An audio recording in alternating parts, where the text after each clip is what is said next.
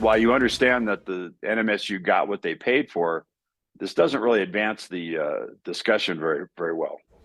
We're following the news we broke at the top of our 6 o'clock newscast. New Mexico State University has released its findings from an investigation. Now, those findings they paid for to look into any violations made with the Aggie men's basketball player, Mike Peake.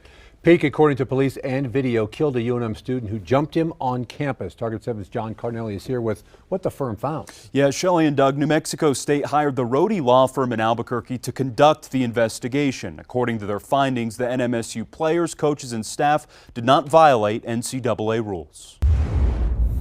Back in December, NMSU hired the Rohde Law Firm to conduct a third-party investigation into whether men's basketball players, coaches, and staff violated any rules the night Mike Peake was attacked at UNM's campus and exchanged gunfire with a UNM student who Peake killed. This was not an independent investigation. This was the firm was hired by the university to do this. The firm's investigation found that NMSU's conduct in connection with the incident did not violate NCAA or WAC rules. NMSU got what it paid for, basically, because this report says there were no violations of any policies, and therefore, basically, there should be policies, and if NMSU wants to put some policies into place, that's probably a good idea. Several recommendations were made for NMSU.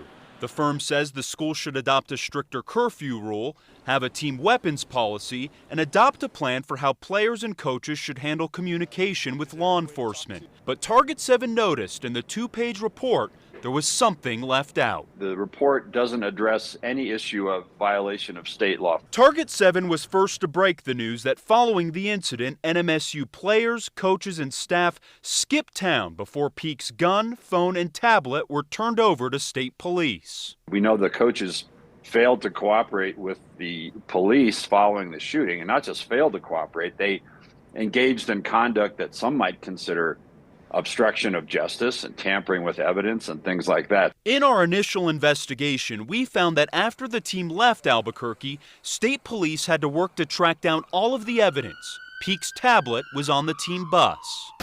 That's it right there in blue. His phone was in Las Cruces with an athletic director. I'm happy to move past the phone along, get it out of my possession. And the gun was with a coach in Albuquerque. So you don't know if it's loaded or anything?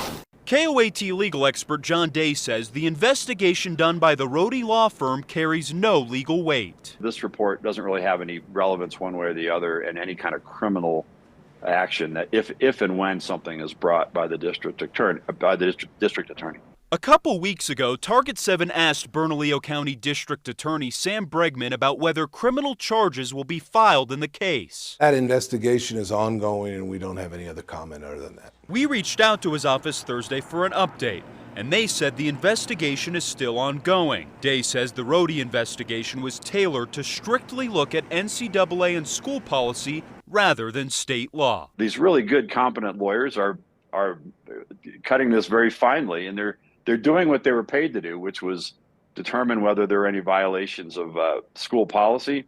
And apparently the school had no policies to violate by this outrageous conduct.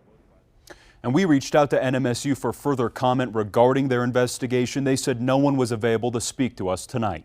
For Target 7, I'm John Cardinelli. Greg Heiar was fired as the head basketball coach just weeks ago when the team was accused of hazing.